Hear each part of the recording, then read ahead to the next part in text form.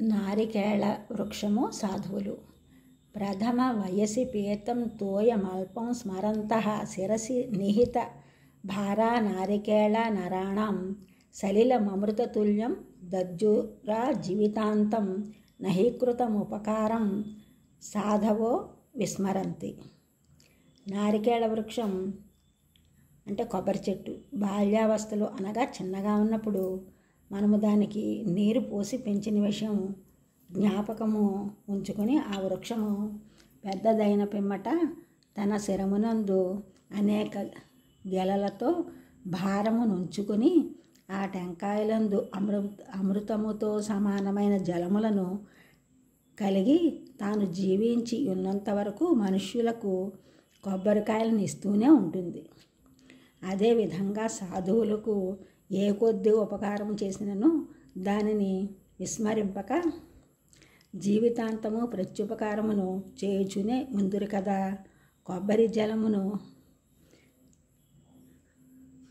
రోగులకు ఇచ్చేంతో ఎంతో ఉపయోగపడుతుంది. వారికి అది ఉపశమనాన్ని ఇస్తుంది.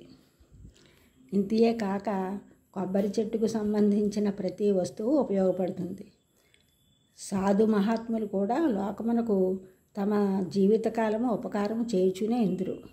ఇది వారి నైజ గుణము. కొబ్బరి చెట్టుది ప్రకృతి సిద్ధమైన గుణము. అందుకే సొంత లాభం కొంత మానుకునైనా ఇతరులకు ఉపకారం చేయాలి. సాధువులు అంటే సద్బుద్ధి కలవారు.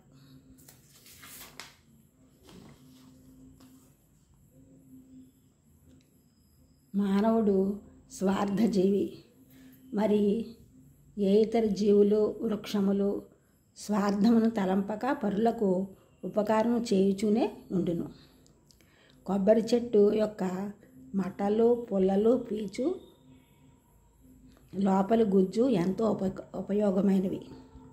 అమృతముతో సమానమైన గుజ్జును ఆహార పానీయాలుగా వేసవికాలంలో తీసుకుంటారు. కావున మానవులు స్వార్థమును త్యజించి ఇట్లు పరోపకార బుద్ధిని అలవర్చుకొనవలేను. ఇది సహజ సిద్ధము కావలేను.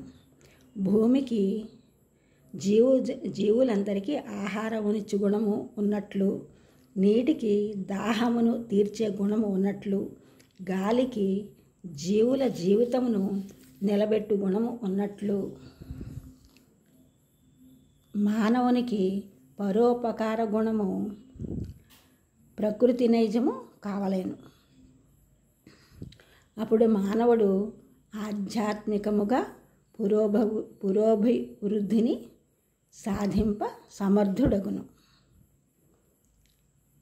ఈ ఛానల్ చూసిన వారందరూ కూడా సబ్స్క్రైబ్ చేయండి, షేర్ చేయండి, లైక్ చేయండి, కామెంట్ చేయండి. సబ్స్క్రైబ్ చేసిన వారందరికీ కూడా కృతజ్ఞతలు. షేర్ చేసిన వారు, లైక్ చేసిన వారు, కామెంట్ చేసిన వారందరికీ కూడా ధన్యవాదములు.